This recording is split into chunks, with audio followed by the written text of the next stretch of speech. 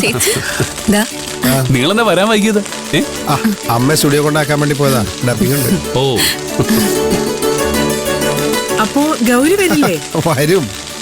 സ്റ്റുഡിയോയിലെ ജോലി കഴിഞ്ഞാലേ ഞാൻ പോയി വിളിച്ചോണ്ട് വരാം. എന്താ പോരെ? ഓ മതി. ആഹാ, ഇഷ്ടംപോലെ പടക്കം വാങ്ങിയിട്ടുണ്ടല്ലോ. എന്തുപറ്റി? ഇവനൊന്നും വാങ്ങിയില്ലേ? എടാ ഇതൊക്കെ വെറുതെ പാഴ്ചെലവല്ലേ. ഒരിക്കൽ പൊട്ടിച്ച കഴിഞ്ഞില്ലേ. മാത്രമല്ല ഇതൊക്കെ പരിസ്ഥിതിക്ക് ഭയങ്കര ഹാനികരം കൂടിയാ.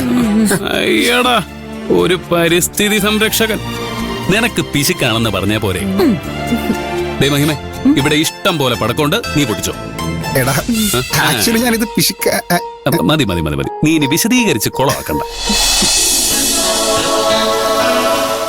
ഇതെന്താ, ഇവരെ ഉമ്മറത്ത് കണ്ണു വയ്ക്കാതിരിക്കാൻ വേണ്ടി നിർത്തിയിരിക്കണോ?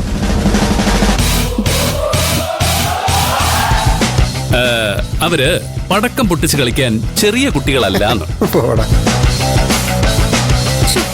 ഇവരുടെ സംസാരം കേട്ടാ തോന്നുവോ ഒരു ജോലി ഇല്ലാതെ വീട്ടില് ചൊറിയും കുത്തി ഇരിക്കുവാണെന്ന്?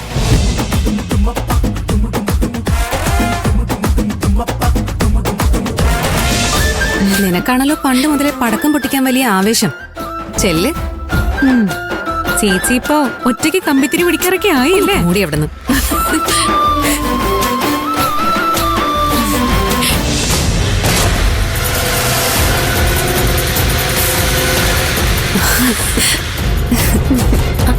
ചെല്ല്, ചെന്ന് പടക്കം പൊട്ടിക്കേ.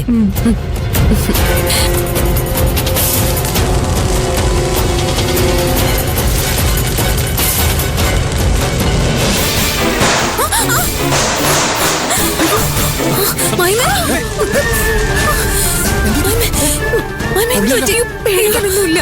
പടക്കം ഇരിക്കുന്ന കവറിലേക്ക് തീ വീണതാ.